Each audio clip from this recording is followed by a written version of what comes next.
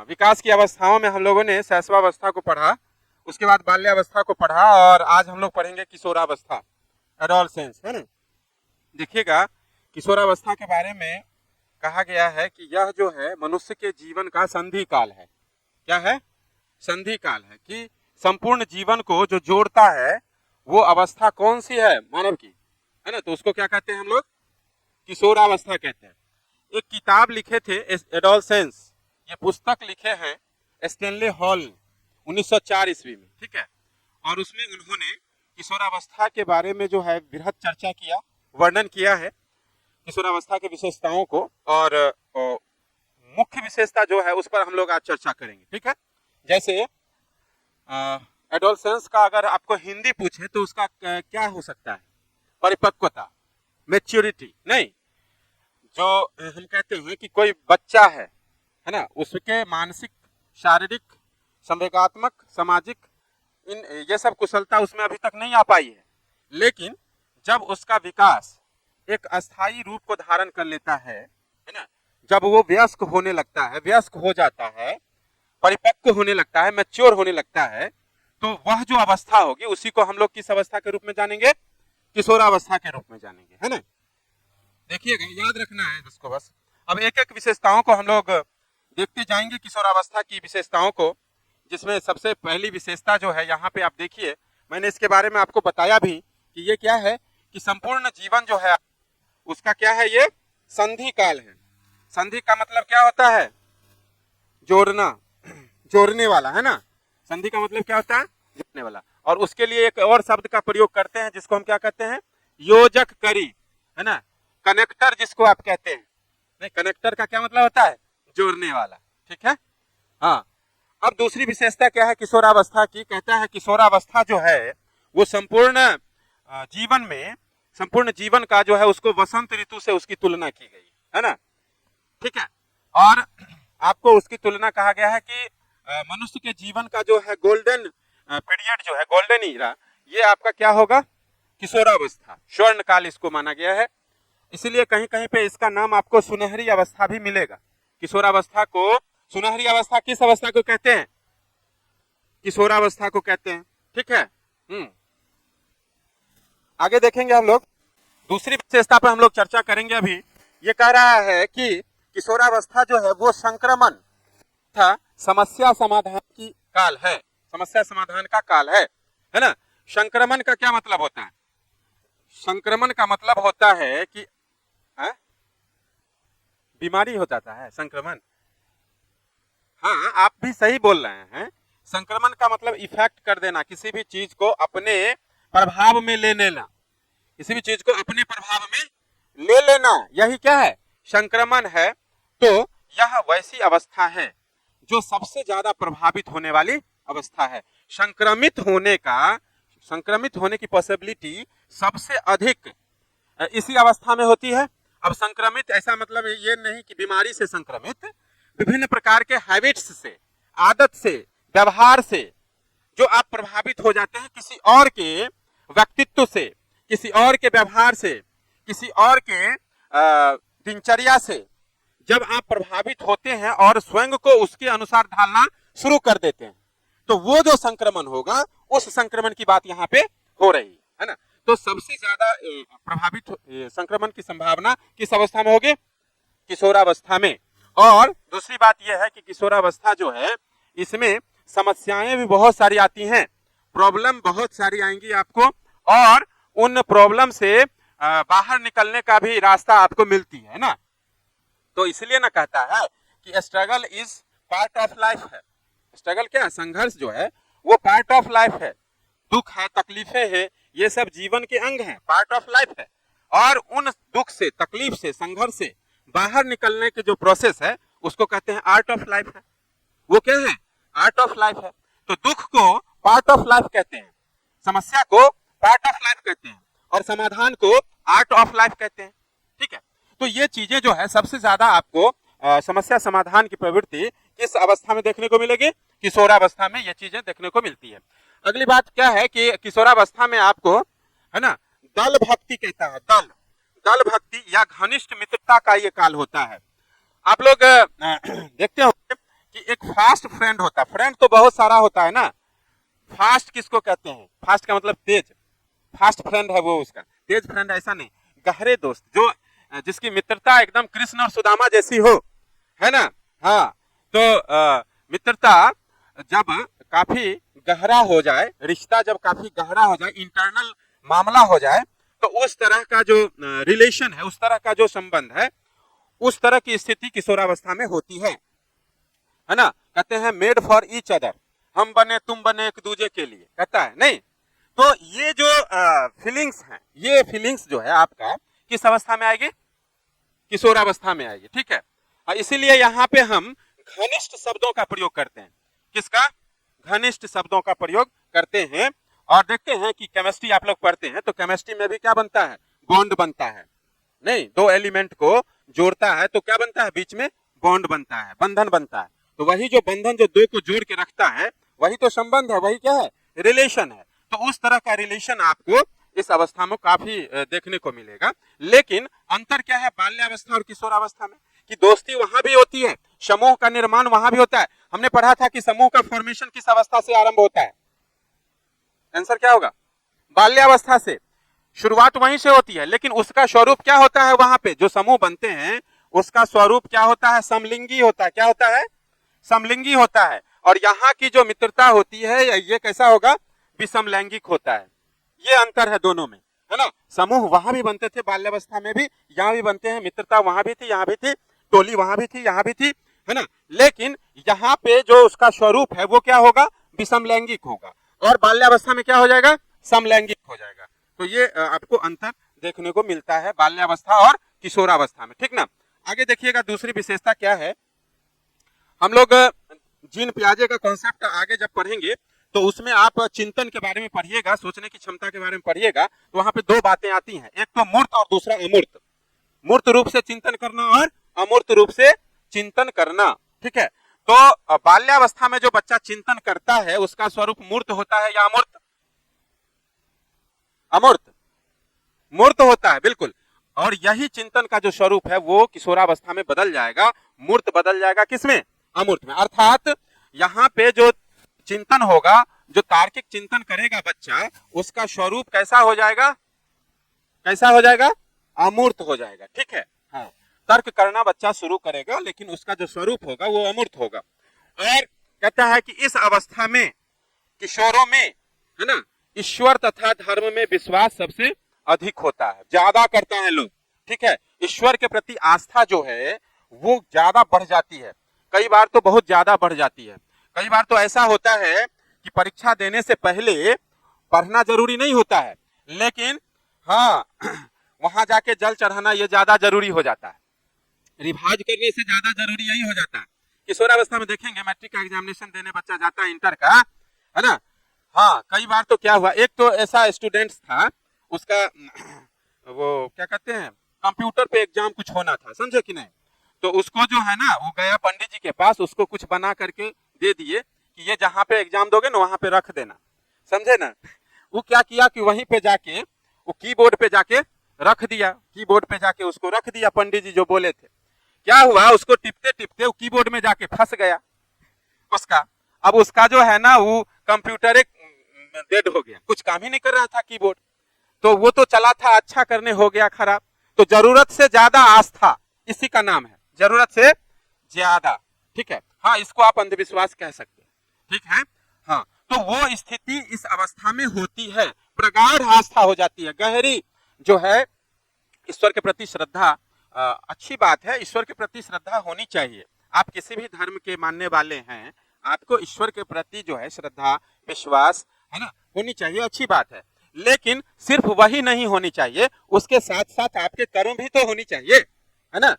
सबसे बड़ा तो गीता में यही कहा गया कि वर्क इज वर्क, कर्म ही पूजा है। तो वो सबसे पहले है, वर्क जो है वो सबसे पहले है ना। तो ये बातें यहाँ पे आप देखिएगा कि इस तरह का, और ये होता क्यों है, ऐसा होता क्यों है किशोरों में? तो बस ये जो है ना देखा देखी होता है, उसको लगता है कि अगर वो 1 घंटा पूजा करता है तो उसको इतना नंबर आता है, अगर हम पूजा का जो घंटा है उसको बढ़ा दें, हम 2 घंटा करने लगे तो हम उससे ज्यादा जान जाएंगे।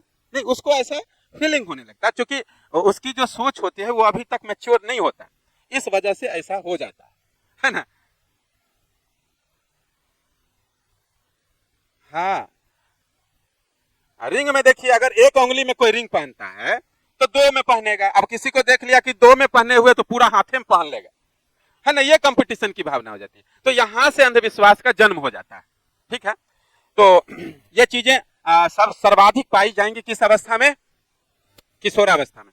अब देखिएगा अगला चीज क्या है कि यहाँ पे वीर पूजा की भावना प्रबल हो जाती है, वीर पूजा की भावना प्रबल हो जाती है। वीर का मतलब क्या होता है, वीर का मतलब होता है जिसमें बहुत ज्यादा स्ट्रेंथ हो, जो बहुत ज्यादा पावरफुल हो, जिसकी कैपेसिटी बहुत हो, है ना, सामर्थ्य ज्यादा हो, जिसकी दक्षता ज्यादा हो। तो आप देखेंगे कि आपके समाज में, आपके समाज में जो व्यक्ति, है ना, दक्ष है, बहुत ज्यादा जो है शक्तिशाली हैं, तो उनका जो कद्र है वो हर जगह ज्यादा होता है, सामान्य लोगों से क्या होता है, ज्यादा है, वो सामान्य से अलग होकर के विशिष्ट की श्रेणी में आ जाते हैं। तो ऐसा किशोरों को लगता है कि अगर उनका कद्र ज्यादा है ना, तो काश कि हम भी उनके जैसे बनते तो मेरा भी कद्र ज्यादा होता, है ना, हम भी जहां जाते तो वहीं से लाइन शुरू हो जाती। नहीं, तो ये बातें जो है किशोरों के मन में घर कर जाती हैं और वो जो है स्वयं को वैसा बनाना शुरू कर देते हैं। तो यही चीजें हैं कि वीर पूजा की भावना जो है उसमें क्या हो जाती है, प्रबल हो जाती है, बहुत ज्यादा हो जाती है। समझ गए दोनों में अंतर क्या है। आगे बढ़ते हैं, देखिएगा किशोरावस्था में यहां से सबसे ज्यादा सीटेट में क्वेश्चन आया, 2-3 बार आया है, ये पूछता है कि समायोजन का किशोरावस्था में अभाव होता है या नहीं होता है। होता है, समायोजन करने की क्षमता जो है किशोरावस्था में नहीं होता है। और यही चीज आपसे पूछेगा कि मनुष्य की और कौन सी अवस्था है जिसमें किशोरावस्था में जैसे समायोजन का अभाव है वैसे ही वहां भी अभाव होता है। बताइए, किशोरावस्था को छोड़कर और विकास की कौन सी अवस्था है जिसमें समायोजन का अभाव नहीं। बाल्यावस्था में समायोजन होता है, हाँ, बाल्यावस्था में समायोजन हो जाता है। बच्चा रो रहा है कोई चीज के लिए, है ना, चॉकलेट के लिए रो रहा है, तो आप उसको दे दीजिएगा तो वो चुप हो जाता है। ठीक है, तो समायोजन का अभाव आपको शैशवावस्था में होता है। शैशवावस्था में बच्चा समायोजन नहीं कर पाता। अगर बच्चे को भूख लगी है तो बच्चा बर्दाश्त भूख को नहीं करेगा, वो रोते रहेगा कंटिन्यूअस जब तक कि उसको भोजन नहीं मिलेगा। यहां भी वही चीज है कि किशोरों को जो चीज चाहिए वो येन केन प्रकारेण चाहिए तो चाहिए, उसको वो प्राप्त कर ही लेगा। ठीक है, हर हाल में उसको अचीव करेगा, चाहे जैसे हो। अब इसमें दो बातें हो सकती हैं, या तो सकारात्मक तरीके से वो चीज को अचीव करेगा, या फिर अगर नहीं है तो नकारात्मक तरीका भी अपना लेगा। ठीक है, तो ये बातें हैं, अर्थात वो समायोजन नहीं कर पाता है, एडजस्ट नहीं कर पाता है अपने मनोवृत्तियों के साथ, अपने इच्छाओं के साथ। लेकिन बाल्यावस्था में समायोजन बच्चा कर लेता है। बच्चा को आप भुला देते हैं, है ना, कुछ भी करके ठग लेते हैं, बच्चा भी मान जाता है, लेकिन किशोर मानने के लिए तैयार नहीं होता। ये बातें, ठीक है। और देखिएगा कि किशोरावस्था में जो है आत्मसम्मान की भावना जो है ये काफी ज्यादा होती है किशोरों में। ठीक है, हाँ, ईगो आप कह सकते हैं, ईगो नहीं कहिए उसको, हाँ, सेल्फ रिस्पेक्ट कहिए आप। ठीक है, तो आत्मसम्मान जो है इसकी भावना जो है किशोरावस्था में काफी विकसित होने लगती है। बच्चा यदि किशोर जो है कुछ अच्छा करता है तो उसकी ये दिली इच्छा होती है कि कहीं भी वो जाए तो उसको सम्मान मिले, है ना। अगर वो गुड वर्क कर रहा है, अच्छा कर रहा है, तो वह इस लोगों से यह अपेक्षा भी रखता है कि उसकी जो है कार्यों का सराहना किया जाए, नहीं, उसके कार्यों की सराहना किया जाए। तो यही तो है आत्मसम्मान, है ना। और क्या है, दिवा स्वप्न की अवस्था और पलायन की प्रवृत्ति होती है। पलायन का मतलब क्या होता है, पलायन का मतलब क्या होता है, हाँ, स्केप कहते हैं इसको फिजिक्स में। पलायन वेग का मान आप लोग सुने हैं, पलायन वेग पढ़े हैं, नहीं पढ़े हैं, इंटरमीडिएट में पलायन का मान पढ़ना है, स्केप वेलोसिटी। अगर किसी पिंड को 11.2 किलोमीटर प्रति सेकंड की दर से यदि आप फेंकते हैं बाहर अंतरिक्ष में, तो वो कभी भी वापस लौटकर धरती पर नहीं आएगा। वो पूरे आसमान का, है ना, ये कोई पिंड है, इसको अगर आप धक्का दिए हैं इस गति से, तो ये जो मूव करेगा अंतरिक्ष में, ये वापस कभी भी धरती पर नहीं आएगा, ये चक्कर लगाते रहेगा किसका, पूरे अंतरिक्ष का। यही है पलायन। पलायन का मतलब छोड़ देना, भाग जाना, ठीक है। तो वही बातें हैं, किशोरों में ये प्रवृत्ति होती है। किशोर की यदि उसकी इच्छा, उसके मनोनुकूल कार्य नहीं होते हैं, तो वह भी उस चीज को क्या करता है, छोड़ देता है। तो घर छोड़ सकता है, माता पिता को छोड़ देता है, भाग जाता है, ठीक है ना। तो ये समस्याएं आप देखते हैं कि किस अवस्था में होती है, किशोरावस्था में। दिवा स्वप्न के बारे में आपको मैंने चर्चा किया ही है, डे ड्रीम के बारे में। दिन में जो सपना देखा जाता है उसको क्या कहते हैं, दिवा स्वप्न। हालांकि सपने तो रात में देखे जाते हैं, नींद में देखे जाते हैं, बंद आंखों से देखे जाते हैं, लेकिन जो सपने खुले आंखों से देखे जाएं तो उसको क्या कहते हैं, दिवा स्वप्न। वह सपना जो कभी पूरा नहीं हो, है ना। अब जैसे सपना हम देख रहे हैं, आप देख रहे हैं, ठीक है, कि मैं जो है अंतरिक्ष में उड़ रहा हूं, तो हम पक्षी थोड़े ही हैं कि उड़ सकते हैं। मनुष्य कभी उड़ सकता है नहीं, हाँ उड़ सकता है हवाई जहाज से, ठीक है, तो उससे उड़ सकता है, पंख तो है नहीं कि खुद से उड़ जाए। तो ये सपना है, ये ड्रीम कैसा है, दिवा स्वप्न है। तो इस तरह का जो इम्पॉसिबल है आपके लिए, जो असंभव है, वो भी आपको लगने लगता है कि क्या है, आपके लिए संभव है। तो इस तरह का सिचुएशन, इस तरह की जो है स्थिति किस अवस्था में पाई जाती है, किशोरावस्था में, ठीक है, याद रखना है। नेक्स्ट देखिएगा,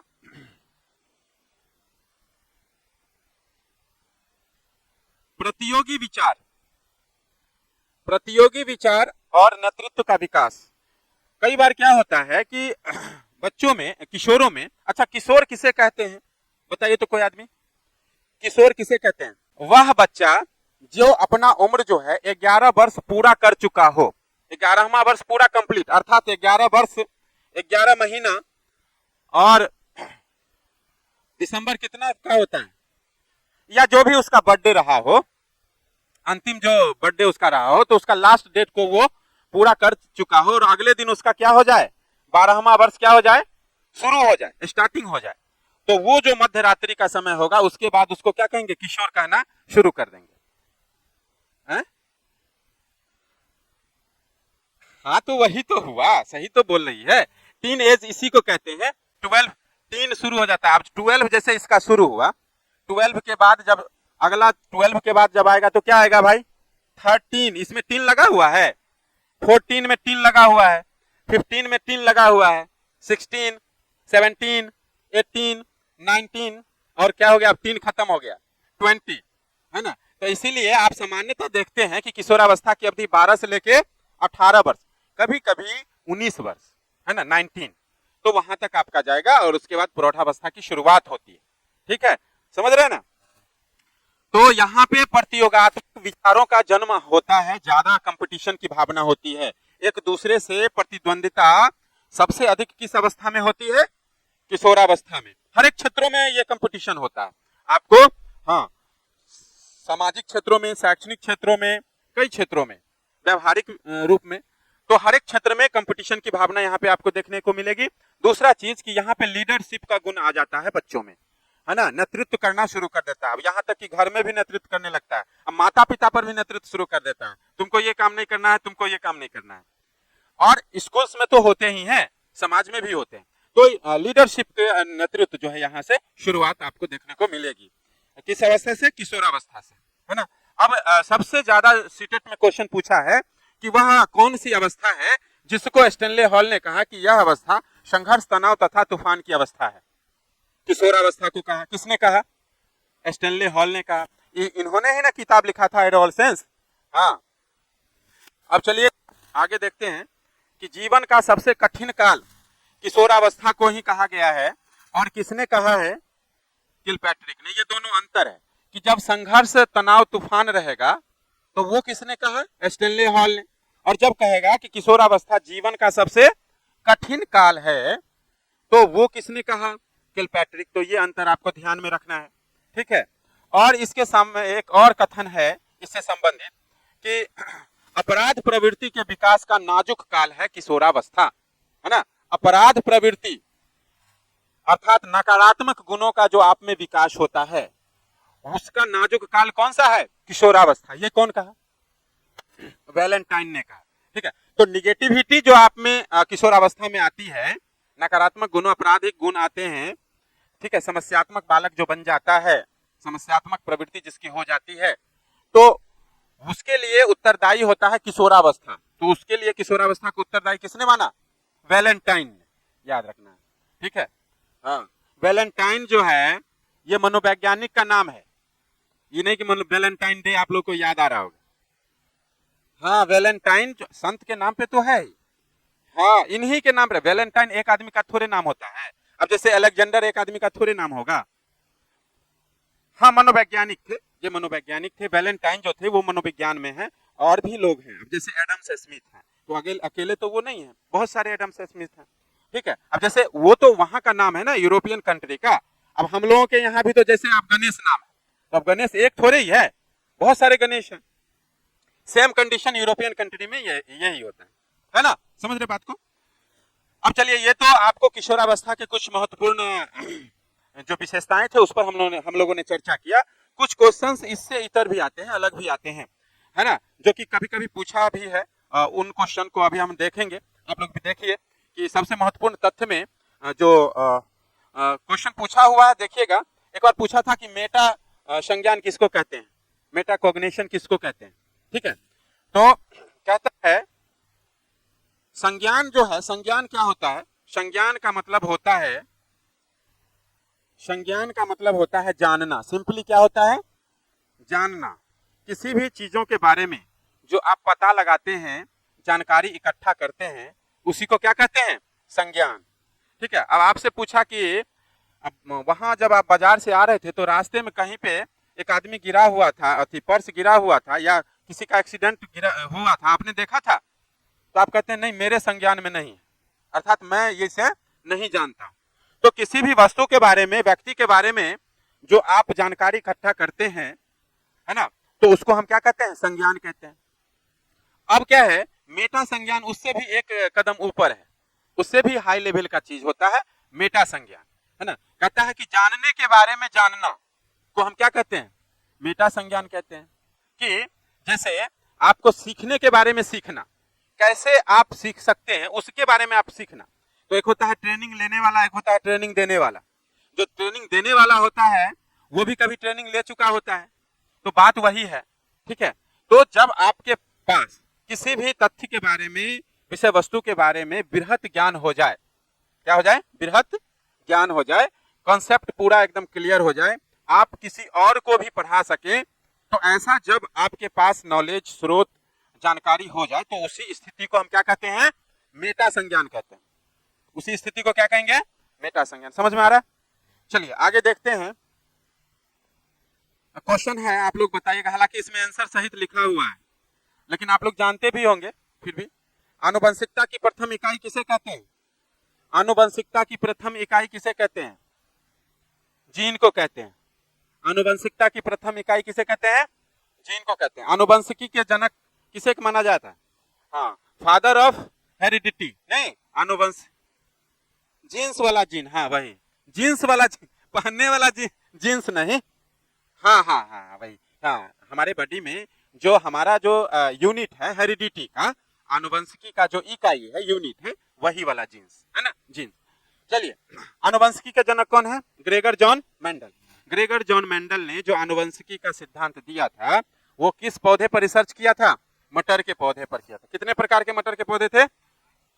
7 प्रकार के मटर के पौधे थे। कुल पौधों की संख्या 28,000 थी। ठीक है, गुणसूत्र जो होता है, क्रोमोसोम्स कहते हैं इसको, इसका जो 23वां जोड़ा होता है वो लिंग निर्धारण में महत्वपूर्ण भूमिका निभाता है कि आने वाला जो संतति है, संतान है, वो लड़का होगा या लड़की होगा। इसके लिए उत्तरदायी, रिस्पॉन्सिबल जो होता है वो हमारे गुणसूत्र का कौन सा जोड़ा होता है? 23वां जोड़ा, है ना। तो कुल गुणसूत्रों की संख्या क्या कितनी होगी? 23 दूना 46। ठीक है, अगर 23वां जोड़ा जो है XX हो तो संतति क्या होगा? लड़की। अगर 23वां जोड़ा XY क्रोमोसोम्स का संयुग्मन हो तो क्या होगा? संतान लड़का। ये सब तो आप लोग जानते ही हैं, ये आप पढ़े हुए थे। 23वां अवस्था में जो संवेग विकसित होता है, कौन कौन? प्रेम पीड़ा। ऐसे संवेगों की संख्या जो है मैकडूगल ने बताया कितने प्रकार के, 14 प्रकार के संवेग होते हैं। ये किसने बताया था? मैकडूगल ने बताया था, है ना। हाँ, और इस 14 में से 4 संवेग जो कि भय, क्रोध, प्रेम, पीड़ा है, ये कब से शुरू हो जाएगी? शैशवावस्था में। चलिए, बाकी के जो संवेग हैं वो बाल्यावस्था में और किशोरावस्था में विकसित होंगे। तो बाल्यावस्था के जो संवेग होते हैं वो अस्थायी होते हैं या अस्थायी होते हैं? Very good. बाल्यावस्था में जो संवेगों का विकास होता है उसकी प्रकृति जो होगी वो कैसी होगी? अस्थायी होगी। और किशोरावस्था में जो संवेग की प्रकृति होगी वो कैसी होगी? नहीं, ये अस्थायी होगा, है ना। यहाँ पे गलत लिखा गया है। इसमें बाल्यावस्था के जो संवेग होंगे वो क्या होंगे? अस्थायी। और किशोरावस्था के जो संवेग होंगे वो क्या होंगे? अस्थायी। यही चीज न देखे थे कि एक बालक जो है, छोटा सा बच्चा जो है, आप इसको रुचि से जोड़ सकते हैं। इसको किससे जोड़ सकते हैं? रुचि से। कि छोटे बच्चे का जो है, बालक का रुचि बदलते रहता है। कभी उसको लाल अच्छा लगता है तो कभी उसको व्हाइट अच्छा लगने लगता है, कभी मीठा तो कभी नमकीन, नहीं, यानी फिक्स नहीं होता है। कभी वो किसी ब्रांड का पसंद करता है, कभी किसी और ब्रांड का। कभी उसको रेलगाड़ी से खेलना अच्छा लगता है तो कभी क्रिकेट बॉल से। तो उसका फिक्स नहीं है। लेकिन किशोरावस्था में जाने पर हर एक क्षेत्र में रुचि विकसित हो जाएगी। या तो वो फुटबॉल खेलना ज्यादा पसंद करेगा, वो या वो क्रिकेट खेलना पसंद ज्यादा करेगा, यानी किसी एक क्षेत्र में वो आगे बढ़ेगा। तो वही चीज जो है संवेग के साथ भी है कि संवेगों का जो नेचर होगा, प्रकृति होगा, वो बाल्यावस्था में अस्थायी होगा, लेकिन किशोरावस्था में क्या हो जाएगा? अस्थायी हो जाएगा। ठीक है। अब चलिए, स्किनर ने कहा था किशोरावस्था के बारे में, कथन है कि किशोर को निर्णय का कोई अनुभव नहीं होता है।